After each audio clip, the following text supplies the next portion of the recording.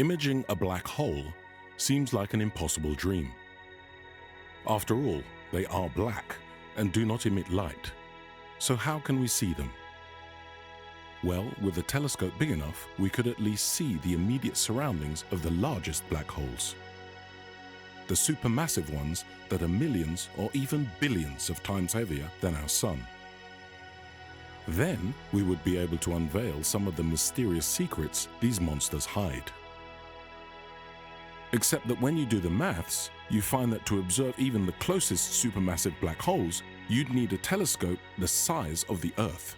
Something beyond our wildest dreams. Or maybe not.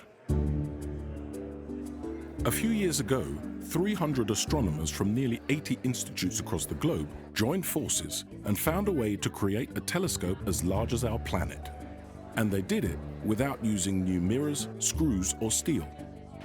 Their Event Horizon Telescope, or EHT, is not a real telescope, but a virtual one.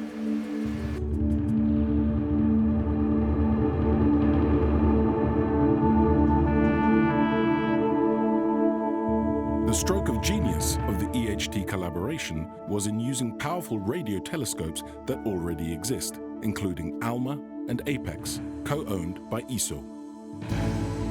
They combined their observations in a way no one had ever attempted before, with a technique called very long baseline interferometry. This may sound like sci-fi, but it actually works, as the EHT team showed back in 2019. That's when they revealed the supermassive object at the center of the M87 galaxy to the world. The very first image of a black hole.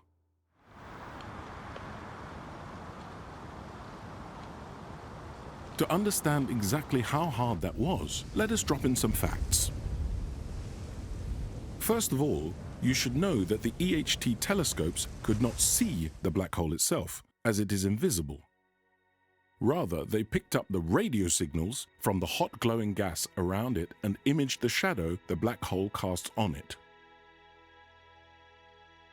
To do this, the telescope antennas in the EHT array had to be pointed to exactly the same position in the sky at exactly the same time.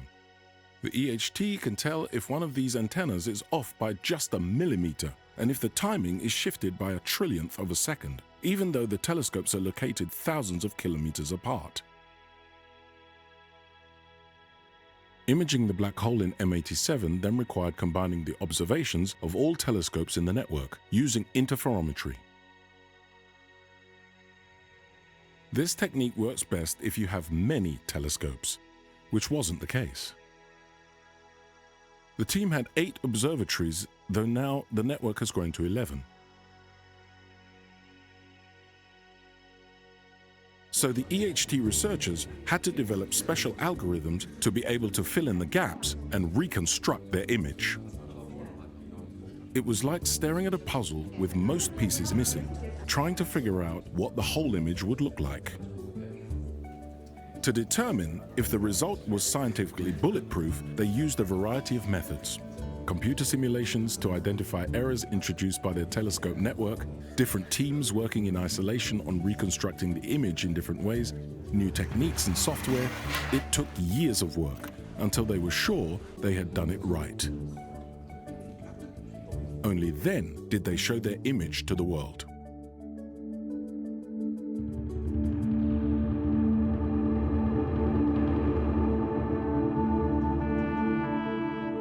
The result was like peering at the black hole in M87 with a telescope almost the size of the Earth, an instrument so powerful that it could see details as small as a donut on the moon.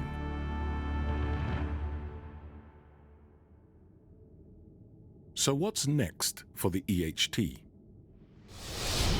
The team have already pointed their telescopes to a new target, Sagittarius A star, the supermassive black hole at the heart of the Milky Way, our black hole. Sagittarius A star is much closer to Earth than the supermassive black hole in M87.